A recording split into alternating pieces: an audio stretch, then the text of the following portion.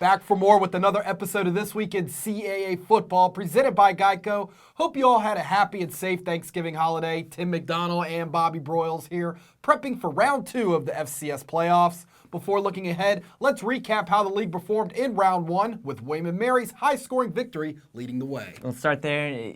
Really surprising score. I mean, no disrespect to Duquesne, but I think Duquesne proved to be a lot better than people thought. 52-49.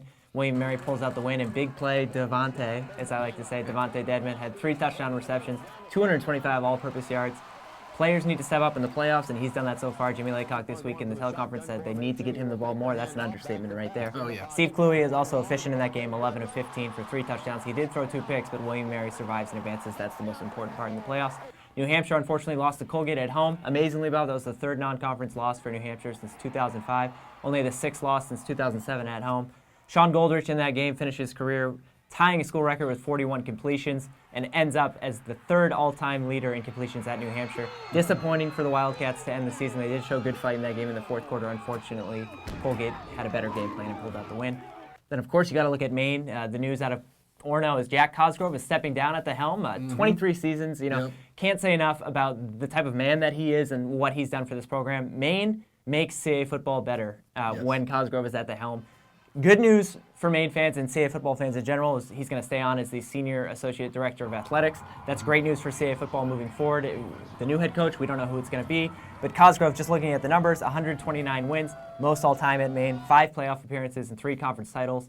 Off the field, too, you know the impact that he's had for his players. Yep. We've felt that on a first-hand basis, so thank you to Coach Cosgrove for everything that he's done for the league. Absolutely. The bracket is down to 16 teams, including several conference battles across the country this weekend. Let's start in Richmond on Saturday as William & Mary, coming off that exciting win over Duquesne, takes on the 7th-seeded Spiders at noon on ESPN3 in a rematch from just 2 weeks ago. Before everyone starts, getting their feathers ruffled up about playoff rematches, let's realize, too, across the region, across the bracket at the FCS level, 16 teams remain. We know that 6 of those 8 matchups are rematches from the regular season. So this is no surprise. This is just what happens at this day and age in the FCS playoffs. Unfortunately, we know these 2 teams met a couple weeks back on November 21st. That was the 125th meeting in the series. They 2 have never met in the postseason. William & Mary has had, it had its share in the past of playing teams that it's played, especially in conference play in the postseason. Richmond actually has not ever played a CAA football team in the postseason. I'm really interested to see this contest. You look at this game and you think about 2 teams that love to set the tone on the ground. And that was evident last week. William & Mary, the defense gave up 540 yards, 423 passing, and 6 touchdowns. A little bit of cause for concern. But like we said, the run game is key. 47 rush attempts, Anderson had 137 and 2 touchdowns. Also, Abdul Sabor had a touchdown as well. But Devontae Dedman, 225 all-purpose yards and 3 touchdowns receiving. Need to get the ball to him more and more. I look at Richmond's receiving corps. We talk about momentum and we talk about what did Richmond do in this off week. William & Mary pulled out a win. You know it had to keep its season alive. Richmond sitting at home, resting up a little bit and getting ready for this contest. You look at this game, it's a little bit similar to Maine and New Hampshire in 2013. 2 teams who met at the end of the season and then 2 weeks later met in the second round. I think you can really throw out what happened in that first contest. Yes. In that game, remember, Richmond held William & Mary to 95 yards rushing. That was the fewest rush yards for William & Mary all season long, and that really dictated the flow of that game. William & Mary only came with 3 field goals, and Richmond got it done. Quarterback play, I think, is going to be evident in this game. Obviously, Kyle Auletta and Steve Cluey are 2 guys who've shown that they can take over the game, but I think the run game is going to be absolutely key. You look at Richmond, 197.8 yards per game. William & Mary, 203.8 yards per game. In the 3 losses that William & Mary's had this season, they've had 0 rushing touchdowns. In their wins, they've had 26 touchdowns. The run game and the line of scrimmage is going to be absolutely key in this contest. Throw out what happened 2 weeks ago. That doesn't matter anymore. It's the playoffs. Anything can happen.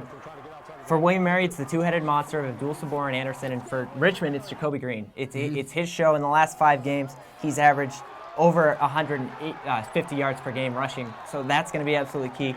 Richmond and William & Mary, they might be rivals, and you might look back at that game and think, what can happen differently? Devontae Dedman for William & Mary is going to be the key, and on Richmond, it's going to be holding on to the ball. It's going to be a heck of a matchup. Everything's on the line, obviously, in this game. Yeah, and also a very curious question that's still out there is the health of Seth Fisher as well. You said the 2-headed monster. 7 games now he's been exactly. And Rocco's, it's even puzzled him on the conference call this week if he's even going to play this weekend or not. And if he does, we know how much that could possibly change the game as well. Let's not take out 2 special teams. Obviously, William & Mary has 6 blocked kicks and 2 blocked punts this season. Yes. I think field position is absolutely going to be a huge part of this contest. Then at 1 o'clock on ESPN3, fifth-seeded James Madison kicks off its playoff run against Colgate. Should be rocking at Bridgeforth on Saturday, Tim. Can JMU avoid the upset bug against Colgate? I think JMU can. Some of the keys, obviously, quarterback Brian Shore, since taking over that Richmond game late in the second half, 50 yards rushing per game, 3 rushing touchdowns, 166 passing yards per game, 5 touchdowns and 1 interception. Him taking control of this offense and really not lighting up the scoreboard, but just holding on to the ball. It's been really nice to see JMU bounce back a little bit offensively. Establishing the run game is going to be vital in this contest. It's a common theme throughout the year. Teams in the playoffs who advance far, they advance because they have balance and because they have a good run attack. James Madison entered this game with 284 rushing yards per game and 34 touchdowns. The last time they played, though, 152 yards rushing versus Nova. That was a season low. Cardin Johnson and Khalid Abdullah, probably two of the most unrespected running backs in this conference and in the FCS. Johnson's 11 yards away from 1,000. He averages 90 per game. Abdullah is 98 yards away from 1,000. So they could potentially have 2 1,000-yard rushers. Colgate comes into this one, obviously a shocker at UNH, gets it done. No one wins at UNH, especially in the playoffs. So hats off to Colgate on a phenomenal effort and a phenomenal coaching job by the Red Raiders. Colgate's an interesting team. You look at a Patriot League team, a classic Patriot League team that has a lot of balance and a quarterback who's athletic. You look at Jake Melville, 8 rushing touchdowns, 8 passing touchdowns, 837 total rushing yards on the season, so definitely a dual threat guy. Colgate got it done last week at New Hampshire. They limited the Wildcats to under 100 yards rushing. If JMU can find its run game and get some success, hold on to the ball, that's going to be a huge part. I think Colgate did a great job last week at New Hampshire, really holding on to the ball and making UNH cherish every drive it had. And it was too little too late. We saw that for New Hampshire. If James Madison and that crowd at Bridgeforth, I know we talk about playing at home in the playoffs and how that's a big factor. It really is. We've been to a couple of games at Bridgeforth this season where the crowd has been into it and the loud and the intensity, it's been a factor for visiting teams. And that JMU has proved that. Coming home, remember, JMU hasn't won a home playoff game since 2008. Colgate's definitely going to try to set the tone on the ground. James Madison is going to do the same thing. But the question is, if James Madison can force some turnovers from Colgate, I think that's going to be a huge part of this contest. Bridgeforth should be rocking. I expect to see a lot of streamers and a lot of crazy fans. James Madison has extra time to prepare for this game. Nothing better that you can ask for in December to play FCS playoff football. Yeah, and we're going to look for JMU to try, like you said, to redeem themselves from last year's home playoff loss. Certainly has left a sour taste. Indeed. So students will be back in town, so it should be rocking at Bridgeforth.